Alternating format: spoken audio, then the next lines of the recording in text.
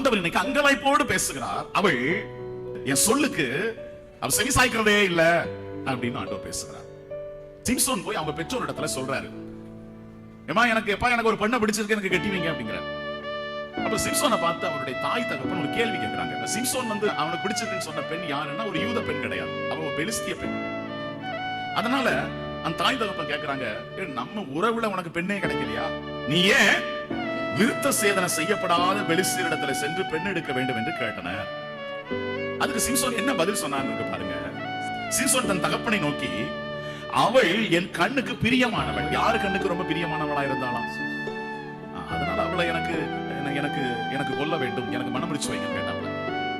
கொஞ்சம் கவனிங்க, எப்ப நாம கீழ்ப்படியாம போறோம் அப்படின்னு கேட்டீங்கன்னா, எப்போ நாம கண்களின் இச்சைக்கு விழுறோமோ அப்ப நாம தேவனுக்கு கீழ்ப்படியாம போயிடும். இங்க பாருங்க, அவருடைய கண் இச்சைக்கு அவர் என்ன செஞ்சிட்டாரு, அவர் விழுந்துட்டாரு. அதனால அவளை எனக்கு கல்யாணம் முடிச்சுட்டாங்க அப்படின்னு அவர் கேட்கிறாரு. அதுதான் சிம்சோனுடைய வீழ்ச்சிக்கு காரணம் தெரியுமா? முதல் காரியத்தை இன்னைக்கு ஆண்டவர் பேசுகிறார். என் குரலுக்கு நீ ஏன் செவி சாய்க்கிறது இல்ல தெரியுமா? நீ அடிக்கடி உன் கண்ணின் இச்சைக்கு நீ அடிபணிற, உன் கண் விரும்புறத செய்ய நீ ஆசைப்படுற.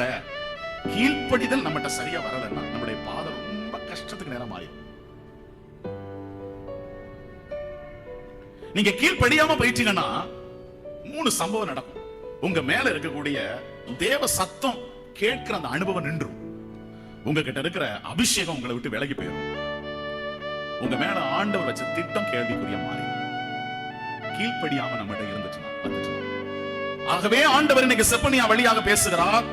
ஆண்டவரின் சொல்லுக்கு கீழ்ப்படிய உன்னை ஒப்புக்கொடு. கீழ்ப்படியாத அந்த இடத்துல இருந்து நீ திரும்பு, நீ எழும்பு.